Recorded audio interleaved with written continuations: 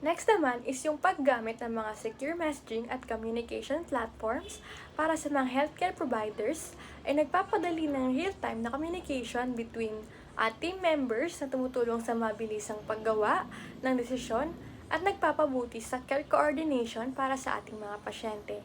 So, another additional information about this is that it ensures that nagsasama-sama yung mga mahalagang impormasyon na maaaring humantong sa mas mabilis na paggawa ng desisyon at mas maayos na pangangalaga sa mga pasyente.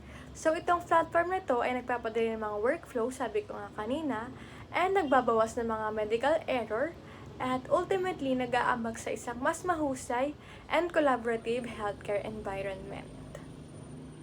So, ang BCMA or Barcode Medication Administration ay isang malaking tulong upang masiguro natin na tama yung binibigay na gamot sa healthcare. So, gumagamit tayo ng mga barcode or ginagamit itong mga barcode na to upang tiyaking nakakakuha ang mga pasyente ng rights like right medication, right time, and right dose. Dahil dito sa mga rights na to, malaki ang binababa sa mga errors ng pagbibigay ng gamot. So, lahat to ay nakaka-benefit sa mga pasyente para mas magkaroon tayo ng mas ligtas na environment, mas maayos ang workflow ng mga healthcare workers, at mas nagiging mapagkakatiwalaan at ligtas ang buong healthcare system sa pag-a-administer ng gamot.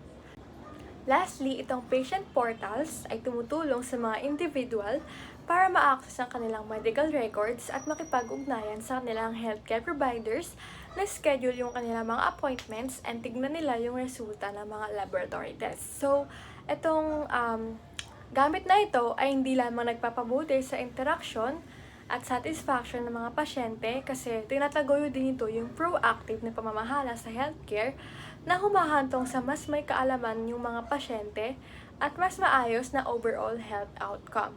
So, another thing about this is pinapabilis din nito yung proseso ng mga schedules ng appointments dahil kapag gumamit ka nitong patient portals, hindi mo na kailangan tumawag, tsaka pwede mo itong gawing directly sa portal.